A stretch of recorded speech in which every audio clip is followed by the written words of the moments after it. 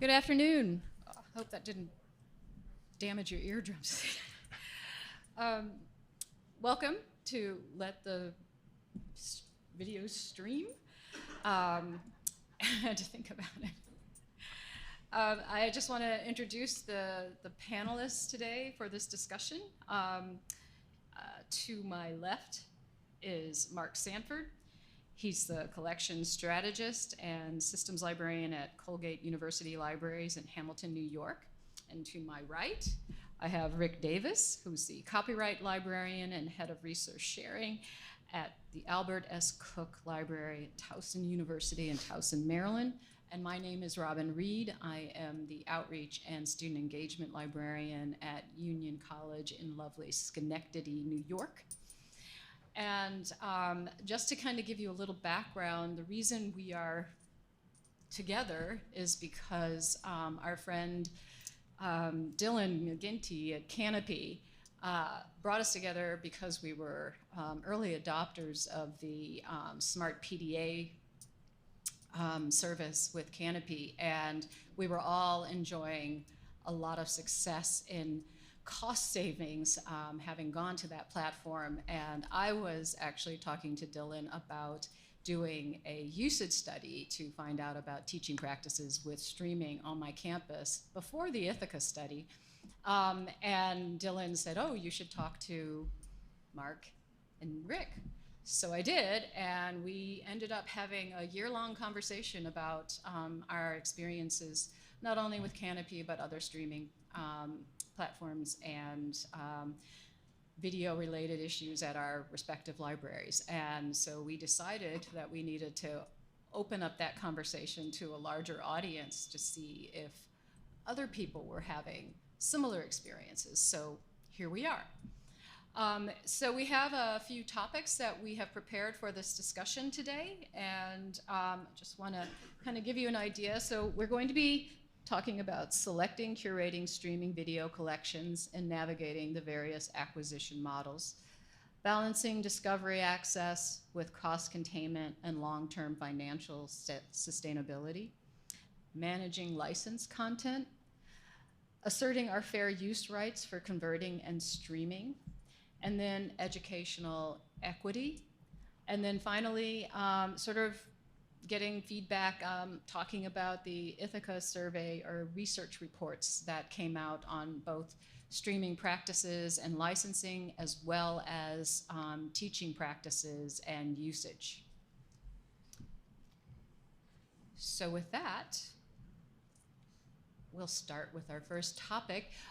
We will have 8 minutes to we'll talk a little bit about this topic, and then 8 minutes for the discussion, and then we'll move on to the next topic. Okay, thank you, Robyn. Yeah, and just to sort of to reiterate, I think it's important that we're not necessarily coming here with answers, right? This is a discussion, so we really want to. We're really hoping for a lively discussion about our experiences, not just our experiences, but also everyone's experiences in the room. Either as librarians or folks involved in some part of this process, as librarians, as well as vendors. I think some of the things that we grapple with really can only be addressed on the vendor side of things, right?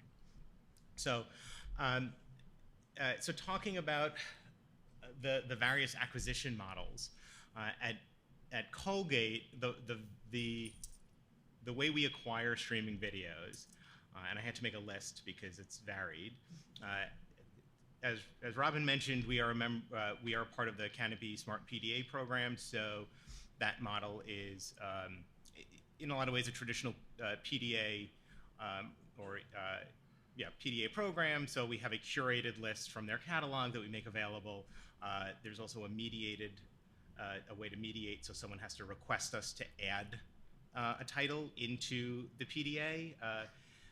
Then we can also simply exclude something so that they're not seen at all. And on our campus, we do that. The exclusions were based mostly on a combination of distributors that we just didn't really feel added value to the catalog, as well as we also sort of deduped based on our DVD collection. When we first went into to the Smart PDA program, we didn't want to be sort of double acquiring these materials.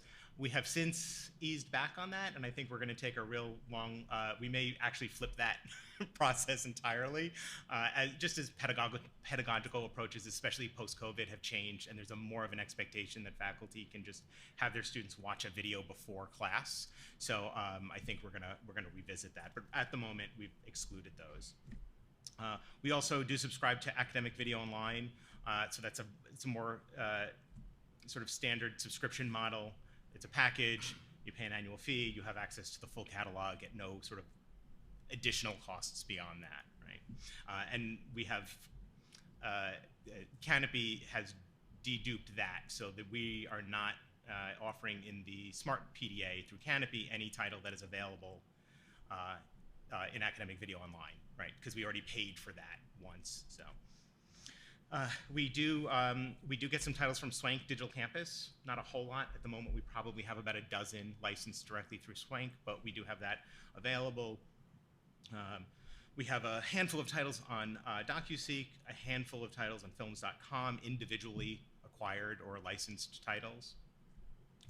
And then we also have some individual files that have either been purchased or licensed as life of the file, or for some type of limited 1 or 3 year license that we host on campus on Panopto, which is just our cloud-based streaming, video and audio streaming platform that, most importantly for us, allows us to restrict access to campus users. So it's single sign-on.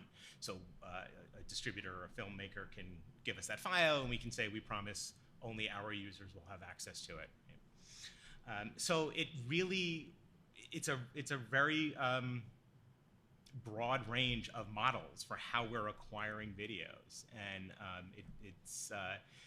it can be very complicated at times. Sometimes just finding where a title lives. If a faculty member says, I want to show this to my class, can you provide it in streaming? It can be quite an ordeal just to give a yes or a no.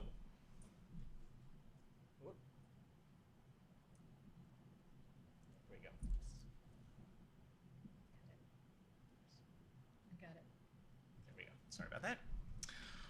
So that's some of the things that just in terms of the practice, the sort of very practical perspective of getting this stuff to the faculty or to students, trying to navigate all of those various ways of sort of doing, and with an acknowledgement that at Colgate we are fairly well resourced, and I have the I almost hesitate to say this in a room of other librarians who do acquisitions. I can pretty much acquire materials from any source that I want to. I have a lot of freedom and autonomy in that respect, and acknowledging that many institutions that's not the case. So saying there's some Chinese filmmaker that can give us an MP4 of their film, if we can figure out how to get a payment sent to them is okay. We can do that. A lot of people can't, which means those options become more limited, and that's troubling in a lot of ways, right? And so then, and the other thing that we struggle with, or that at Colgate with these various models, is also that balance, and this isn't unique to streaming videos, but that balance between acquiring packages or collections sort of just in case, right? This seems to have some quality content, seems worthwhile, the cost is good, let's get it, or we're not sure about the content, if it's going to get used, versus kind of putting our time and attention to the individual faculty requests, where they're not just saying, I want a video about this topic. They're saying, I want this title, right? And again, we're staffing, all those issues that we all sort of face, trying to balance that, and where is our time and attention best spent? And for that, I certainly don't have an answer. We try to do a bit of both. But I think at the end of the day, the faculty request takes priority, and that's probably good in a lot of ways. But again, it also means if they're not asking for it, if they haven't come to us, there's holes in our catalog because we didn't already have it, no one knew it, no one thought to ask, and again, hardly unique to streaming video. It's something we all struggle with, I'm sure. But So that's some of the things that we're kind of talking about, dealing with at Colgate. I want to open it up to if people are having the same experiences, different experiences. If anyone has suggestions on how to manage these sorts of things, we're all ears. And we have Tara here who will bring the mic to you. Microphone. Even if you're just saying yes, me too, and we're not crazy, it's not just the three of us. There's one right there. Oh, right behind. Oh, Robyn. No, I just put it up. You have not been ignoring me. Thanks. Hi, I'm Robyn Sin. Hi, Rick. I haven't had a chance to say hi yet. I'm at Iowa State University, and we increased our streaming programs that we participated in because of the pandemic. And when I started at ISU a little over 2 years ago, one of the first big projects was to wrap our arms around what we're doing. And so there was a whole team of us that did a project. So we came up in shorter time than I thought with all the numbers and what we were spending and the use and all the different models. It's almost as bad as talking about open access. And I had to add that to my brain. What we ended up coming up with was, we have a similar set. It's Canopy, Swank, and Films on Demand, and then maybe a couple of weird packages here and there. But what we were happy with was that looking at it, it was very well spent money. It was heavily used, very heavily used. Most of the faculty requests came in through course reserves. And so now I'm late on, we're going to do this check every year. So I'm late on that, but at least I have it in my back pocket that we figured out what we're spending and that it's okay, and we'll continue. Well, that's good news at least. Yeah. So I have, I'm self-appointed timekeeper here, and we've gone over. So I'm gonna have to be the bad guy to say when we've gone over. But if anybody had a remark on this topic, we're hoping to have time at the end so we can come back to that and raise that then. So our next topic is balancing discovery and access to licensed content with cost containment and long-term financial sustainability. Primarily, of course, this is a concern with patron and demand-driven acquisition collections rather than subscriptions or even evidence-based collections, since the final costs for those are known up front and therefore manageable. And at Towson, our only patron or demand-driven streaming collection is Canopy. And our experience prior to initiating Smart PDA, we provided unmediated access to the entire Canopy catalog, as I'm sure a lot of libraries out there did. And of course, it was not sustainable over the long run because Canopy just took off like a rocket.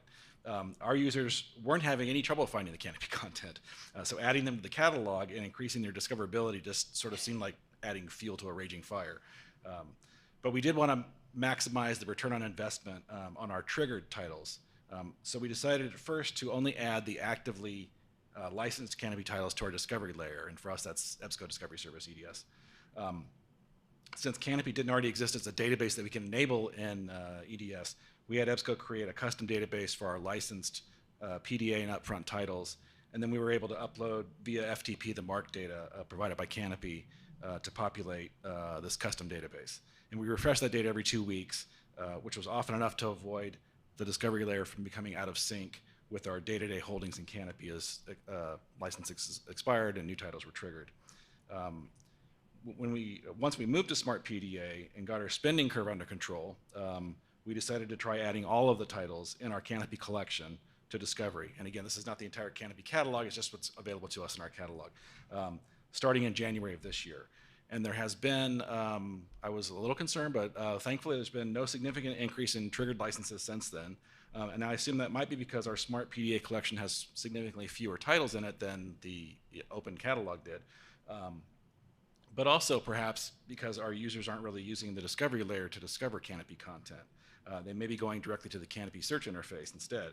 The discovery layer, having the titles available and discoverable in the discovery layer, can still aid in sort of serendipity in searching when the user is searching on a general topic and they're not looking for a particular format like a video. So that's still a benefit to us. And then there's also the concern that on our campus, and I'm sure it's not uncommon, that our faculty have grown to equate in their minds the idea of streaming video with Canopy. So streaming video equals Canopy. And in fact, this came up recently. We had a faculty member who did not check the link before the course started and was reusing a link she'd used before for the film Crazy Rich Asians, and she said, my Canopy link doesn't work. And so we scrambled, couldn't find it in Canopy, and we realized it was actually on Swank, is how we licensed it. So, but in her mind, it was Canopy. So there's an ongoing need to educate faculty regarding the variety of streaming collections that we provide access to, and we have over 50 collections that have streaming video content in them, but primarily it's the big 3 or 4, Canopy, Films on Demand, Alexander Street, Avon, and Swank Digital Campus. So one of the recommendations in the Ithaca Teaching with Streaming Video report, which we're going to cover later, was for libraries to create a streaming support resources page for faculty in collaboration with their IT and departments and Center for Teaching and Learning. This is it's a big undertaking, but it has a lot of appeal to me from my library. There's certainly a need for that to make it easier for our faculty to find and use our streaming content. So it's something I'm thinking of moving towards, probably long overdue, but it seems like a really great recommendation, especially if we can bring together the different people who support, our IT people who not only provide software training, but also maintain the equipment in the classrooms, the playback equipment in the classrooms. And then our faculty development center, perhaps even our disability support services people, and staff in our student tutoring and learning center. So with that, I didn't keep track of the time here, but maybe we can have somebody right over there behind you. Right behind you, Terry. Oh, hi. I'm Melinda from Phillips Exeter Academy in New Hampshire. We have a problem with, particularly with Swank and faculty not understanding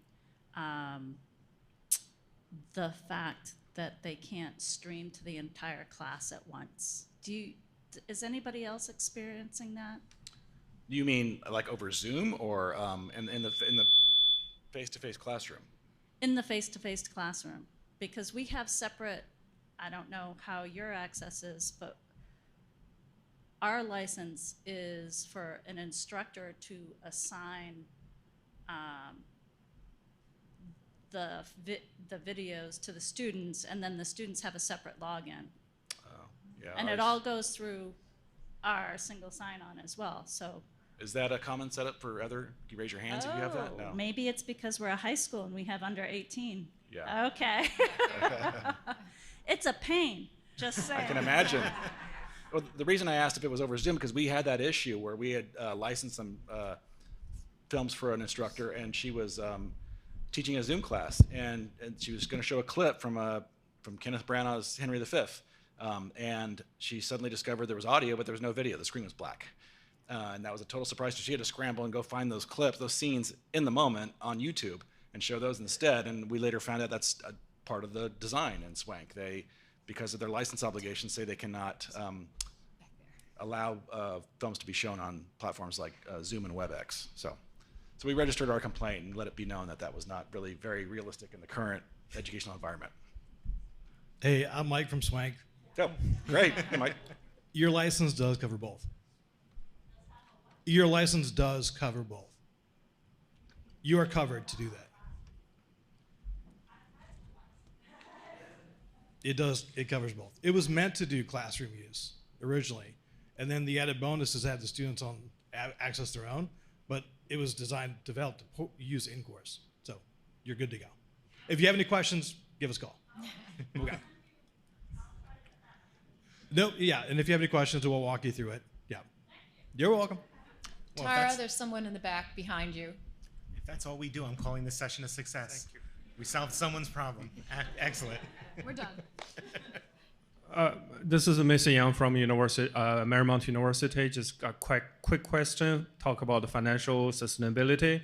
Is there all the university libraries? Do you have one pocket of money for streaming video, or you have monies allocated by schools or by college? Because one of our issue is we have a pocket of money initially, and it just over the budget quickly, and then we figure out that pretty much focusing on couple program only. So then the other program basically not get any benefit for the streaming video at all. So with our university trying to taking on some kind of called cost management, cost center management of financial model, that's not going to work with us at all with the streaming video budget allocation formula we have. So I don't know if how you handle your budget for the streaming video. One packet for all, or you buy discipline or buy program? So at Towson, the direct orders, the individual titles, the upfront licenses, whatever you want to call them, those come out of the requesting faculty members' departmental allocation. But our subscriptions are totally separate from that. So that's the big money. Our PDA triggers are not charged to the departments because we don't know who's triggering those. So that's also, it's considered sort of like a subscription out of that pot of money. So it's been manageable.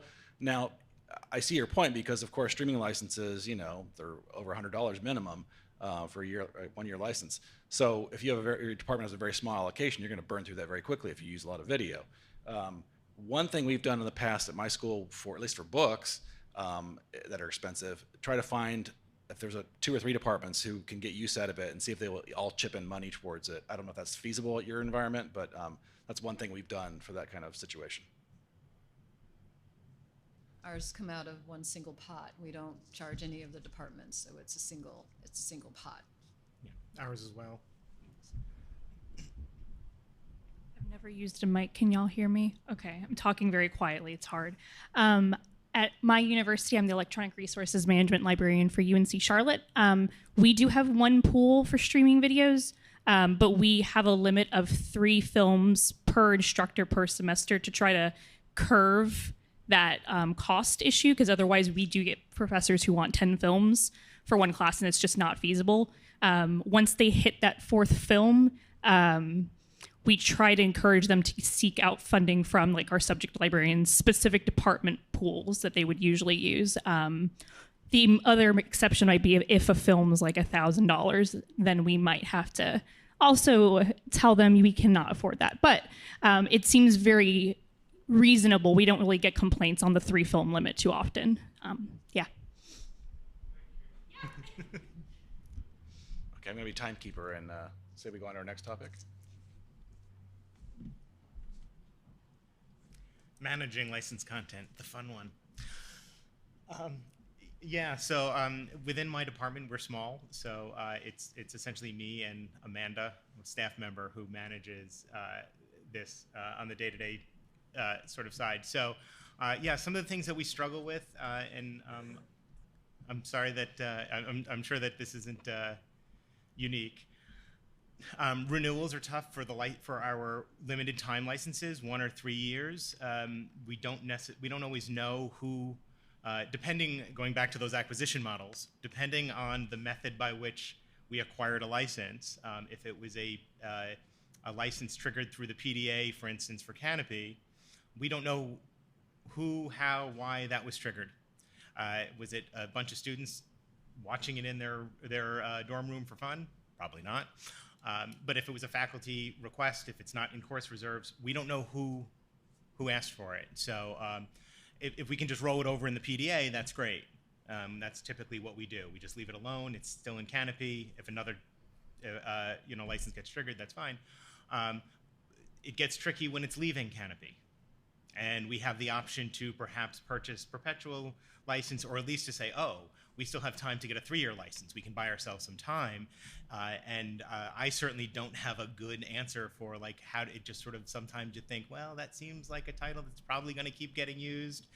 Maybe, hopefully, so let's, roll the dice and hit the 3-year button on it. And other times we just don't know until, of course, the link stops working in a year and a faculty member is emailing me saying, my students need to watch this for Thursday, and I just found out on Tuesday that it's gone. And that for us is a real sort of pain point. Similarly, tracking and fixing broken links. Again, e-resources, this is always a question. And from the sort of faculty and user side, everything's a broken link, even when it's something else, right? It's just the link doesn't work. And then we need to kind of work our way into Is it actually on Swank and not Canopy or what? And title changing platforms, again, is a big one that we struggle with. Some of the vendors are good about letting us know things are leaving, but not necessarily knowing where it's going is tricky, right? And for me, one of the big concerns that I have sort of writ large is, at what point do individual faculty members experience these situations where it worked last year, it worked last semester, it didn't work this year, and they just sort of give up on using the library for that type of resource because they think, I keep having to go through this. I can't rely on access year to year to year. And my sense of it is, and I may be wrong, I mean, obviously every type of resource we have, this is a factor, but it feels like it's more with streaming video. It feels like this comes up far more often than it does for ebooks. You know, journals, we have Zero Solutions, they're sort of doing a lot of that work for us. This is moving, here's where it went, right? Great. EBSCO, great, right? You know, it's kind of the Wild West with streaming video. And like I said, I really worry about the faculty who've just sort of said, it's not worth it. It's not worth the effort to try to do it this way because I keep hitting these last minute snags. And so again, I don't really have answers except to hope some vendor wants to put together a package and say, here's a clearinghouse of where you can find stuff. And if it's moving, we'll let you know ahead of time across all the platforms. Is that feasible? Hint, hint. Right, yeah, hint, hint, hint. I don't know if it's feasible, but that's not my job. You figure that out.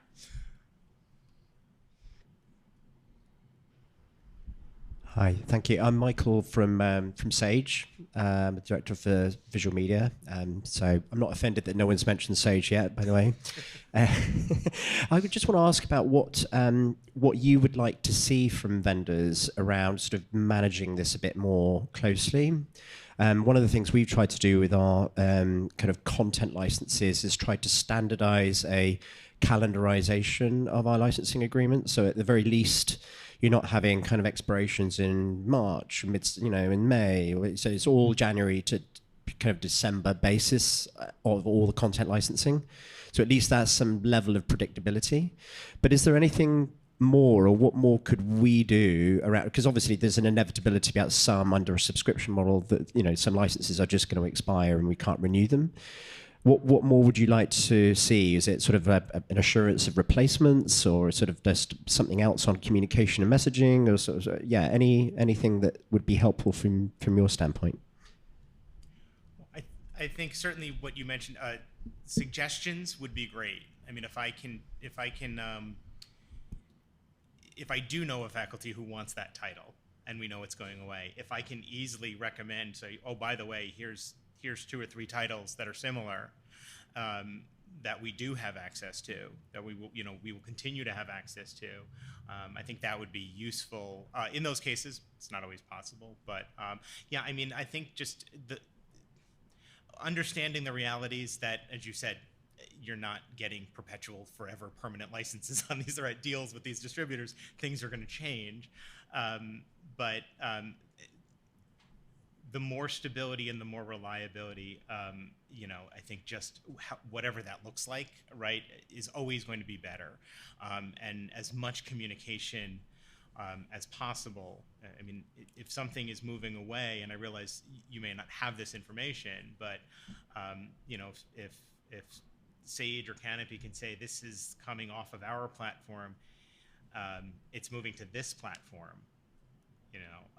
That's really useful information to us, because again, like if I'm getting a specific title for a faculty member, wherever that goes, I'm going to chase it, right? If I can. So if it's sort of the Miracle on 42nd Street sort of, right? Like I'll go there first if I know, oh, if it leaves here, I can go there, but then I feel better starting here, right? Then I'm going to have good communication. But if you could just lock everyone in and never have anything leave your platform, that would be great. Fantasy land. Yeah, I'll take it though. I do appreciate that, working with the expiration dates, because faculty, they request a film in April that they're going to use in October. And so we have to either sit on that, don't license it until that they're actually going to use it. And they don't, when it disappears in the middle of the semester, they don't understand why. So that's very helpful, and it's more in alignment with the practice with the databases where titles are generally removed in between terms. So that's very helpful. I guess the other thing I might add, and I don't know how much practically this is within your control, but I would think so.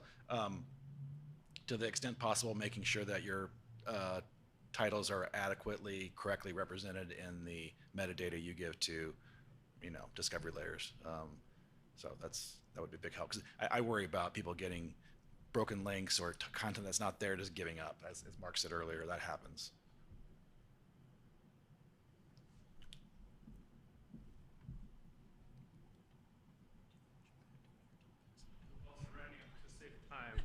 I really appreciate the publisher content providers looking for suggestion from the other end, from a university end. Is there a way the publisher can consider to provide a discount to the videos we subscribe year after year? Just a suggestion, since the popular videos we've been using a year after year after year, so when in the future can we have discount for those videos, because we know we're going to use it. And if you can provide the incentive for us to continue subscribe to those videos, I think it will be really helpful. And I'm just using that. If it's a print book, after the first couple years, the price should have gone down, but I don't think we see that on the video front. Sorry to put you on the hot spot, but just my owner's suggestion. Somebody up front mentioned stopping PDA because they had titles that were triggered but were not used much. And that's one of the things that it's been helpful to us with Smart PDA, is they will exclude those titles that are triggered but low use. And at first I thought, well, we're going to get complaints then. Those titles are no longer available, but no one's complained so far. So it's really managed. Again, the dollars that we're spending are on titles that are actually getting used, and then you have to think about deduplicating titles you have in other collections, as that Mark mentioned. So it's very helpful to sort of avoid some of those issues. I agree. We've saved a ton of money using the Smart PDA model. We went from 45K to 25, and we have had very few complaints, and it's usually when titles just leave, but not because they can't access content. And we also started the K-Base program, which gives us, I think, 1,000 titles, and a lot of those titles are titles that have been used, and that is a sort of subscription service. So, those titles are now freely available to our users. It doesn't trigger any kind of purchase. And that has been, we don't have our data yet because we just started that in the spring, but I've noticed a decline in the mediated requests that I'm getting, and I'm wondering if that's part of the reason why. But Smart PDA has really helped us a lot, and we have not gotten complaints.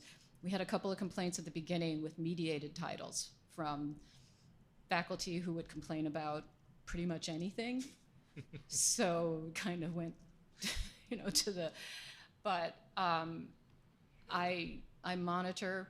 I'm the person who says yes, and I have yet to say no. And we're still within budget. In fact, we're often under budget, and I'm elated. And so is my director.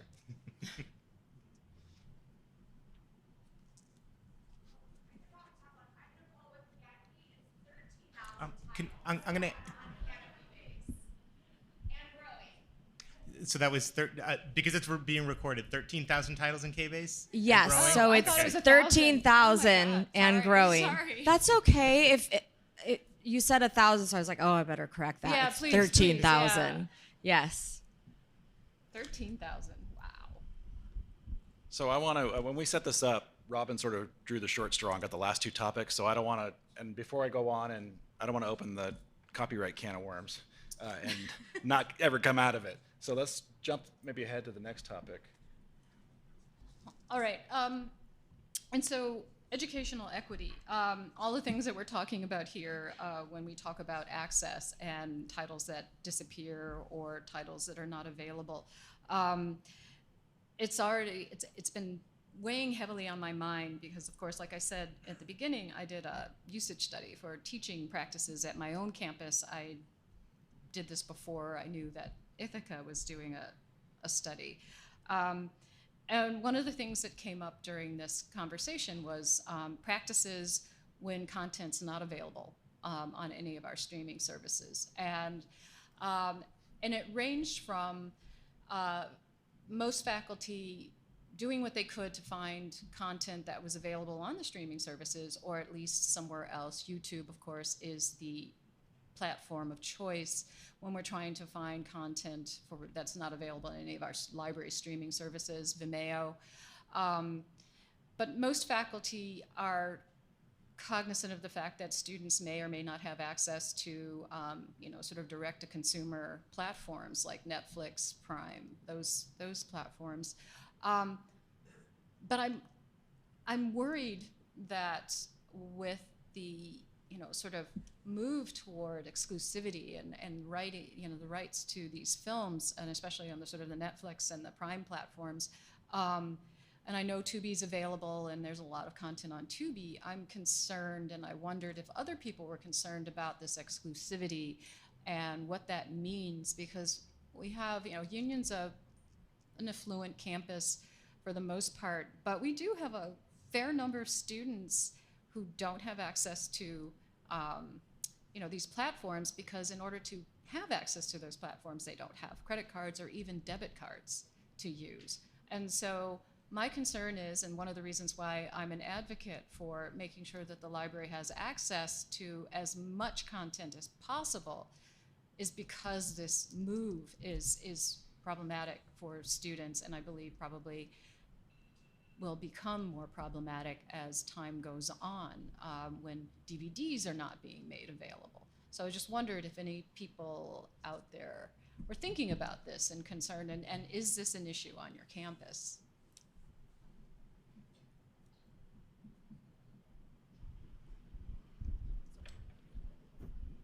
Hi, my name is Stacy Anderson. I'm at Ferris State University in Michigan, and this is the whole reason. This is the whole reason I wanted to come to this talk today. This is a huge problem for us. We have we have a school called Kendall College of Art and Design, which is part of our university. So we have 2 online film classes. So you're talking about, so I was interested in what you said from UNC Charlotte, because first of all, they want usually 8 to 10 films per class. And of course, we mostly can't get them. And if we could, we would be spending to $3,000+ for a class. So what they have them doing, and we know this, is they have them signing up for trials, which is so deeply unethical that I can't. And so we've written a letter to each of our deans in the library, but it didn't go anywhere. I don't know if course fees would help with this, but so it's a combination of a bunch of things. We can't get the films they want. We can't afford it if we could. And they don't tell us what they want ahead of time, although we've worked with them on that. And then they're almost angry at us because we're like, so then they just go around us. And I don't have an answer. I just was excited to see somebody pose the question, because I don't know what to do other than to keep trying to educate them. And it's these online film courses that are particularly a problem, because we can usually find something that's comparable or similar if you're trying to demonstrate or show a clip or something, but they want them to watch the whole film. And it is particularly the streaming and the major motion pictures that are the problem. And the streaming, and I've talked to Canopy, and I'm always excited when they have something, because that's where the faculty see those films. And then they're violating terms of agreements that they themselves are more than happy to break, I guess. And I just don't tell me that you're doing it. Exactly. I'm like, I didn't hear you. So anyway, I don't have any answers, but yes, we're deeply troubled by this trend. Well, we have a film studies program, and a lot of the faculty in that film studies program will use their own MP4. They'll upload files. Once again, it's la la la. I'm not listening. But we also do get a lot of content for sort of the canon on our streaming platforms, but we also don't get content by marginalized groups. And so that is something that I think is important. And I know that a lot of, from anecdotal evidence and also the study that I did, faculty do have a tendency to either share their passwords for consumer-driven platforms like Netflix, but they are also just telling students get it where you can, and that's something that I can't. We need to be able to get this content for our students. I think there was another. Hi, my name is Natasha Zinsu. I'm an acquisitions librarian at the University of Texas at Dallas. And I, first of all, just want to agree that I have a growing list of video requests from faculty that we simply cannot license because they are on these huge, conglomerate platforms that, for some reason, refuse to work with academic institutions to license their content. So my opinion on the whole thing is that I would really like to see more vendor outspokenness to pressure these huge conglomerate platforms to work more closely with academic systems so that we can start to bridge this gap. So I would really like to see that push from the vendor side because they have the contacts and they have more of the pressure in the industry to at least get that conversation started. And I'm sure there have been conversations in the past. I don't want to assume, that it's not happening anywhere. But I really would like to see more of a concerted effort and more of a having the docu-seeks, the canopies, the sages, have them come together and then to promote this for the future of academia. And I think he stepped out, but credit where it's due. Dylan from Canopy, we were talking yesterday about this issue, and he made a really great point from his perspective, which I hadn't considered, which is that these documentaries, especially, there are documentaries that are on Netflix, and they may hit sort of the zeitgeist, and they have a huge, okay, for 3 weeks everyone's watching it, but that. Once that tail ends, and it's not going to take long, right? Once the social media has moved on to the next thing, the real life of these videos, especially if they're documentaries, is in academia, right? Yeah. No one's going to go back and watch that documentary that everyone was talking about 3 years ago. They're not going to do that in their living room. They're going to do it in the classroom, right? So. I think having that conversation with these creators, saying, "Listen, I understand you're going to get a big pot of money today from Netflix. They're going to write you a very large check, but I understand. Then they can turn that around and make the next documentary. That's great.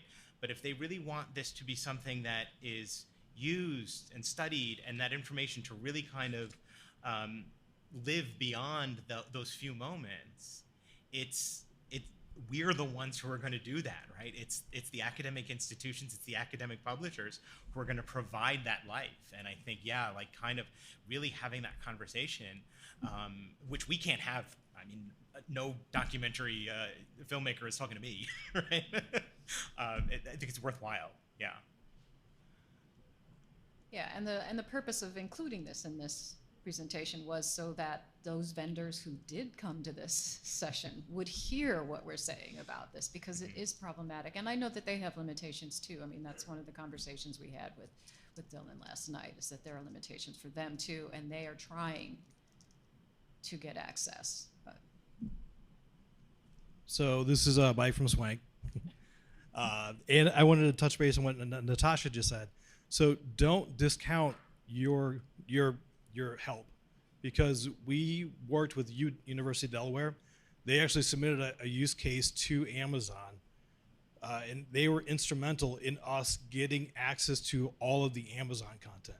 So now we can stream all the Amazon content because of 2 or 3 different schools working with us to put use case scenarios to, hey, this is for educational use. And because of that, we now are able to do all their content. So we actually need your help too, and we appreciate it. So thank you.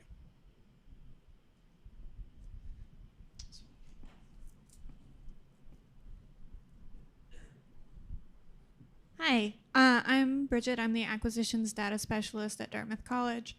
And one of the things that we've really been seeing sort of moving away from the conglomerate thing is a lot of our faculty have been using very independent very independent videos in their courses because it's such an easy way to sort of diversify the content that they're giving their students.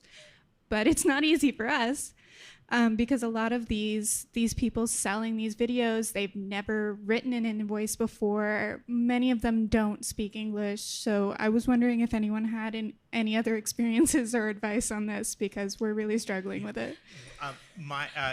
My wonderful staff member, Amanda, has taught filmmakers how to set up PayPal to accept a credit card. So we can't pay through PayPal as like a transfer. The university does not have a PayPal account. They're not giving PayPal their checking account information for a direct bill like person-to-person type transfer. But you know, you can set up PayPal to process a credit card. And she has literally walked people through the process of adding that option to just pay now on a credit card. Yeah, I mean, we've kind of done that, and sometimes it's working through the faculty member as an intermediary, because there are language barriers. And I keep going back to Chinese because we have a particular faculty member who's Chinese, and that's what her interest is. And she knows all these fascinating filmmakers, and they're not set up, right? We have great IT support, as I mentioned, Panopto, which I have no idea how much it costs. I don't know anything about it except IT said, yes, we have it, yes, you can use it, but it's where we can put those videos. But yeah, I mean, sometimes it really is quite a bit of work, a lot of back and forth. It's taken sometimes weeks for us to get to a point where we can actually say, okay, we can send you this, we can send you the money, and you can send us that file. And sometimes it's just essentially a rip of the DVD, that we have to send over to ITS and say, can you do something with this to get it into a format that we can put in Panopto? So it's by no means a streamlined process. I mean, I'm lucky enough that I have a staff member that she's the media acquisition specialist, so she can spend time on that process, right? If it was a smaller staff, more requests, it doesn't scale, right? You can only do that so many times a semester before Amanda says no. But yeah, not necessarily an easy answer, but sometimes it's just a matter of saying, well, can we figure out some way to pay you, right? Like, here are our options. Write up an invoice. Here's a template, right? Just fill it out, and we'll do what we can. Invoices are tough because they need to be in the system, and I'd much rather have a credit card.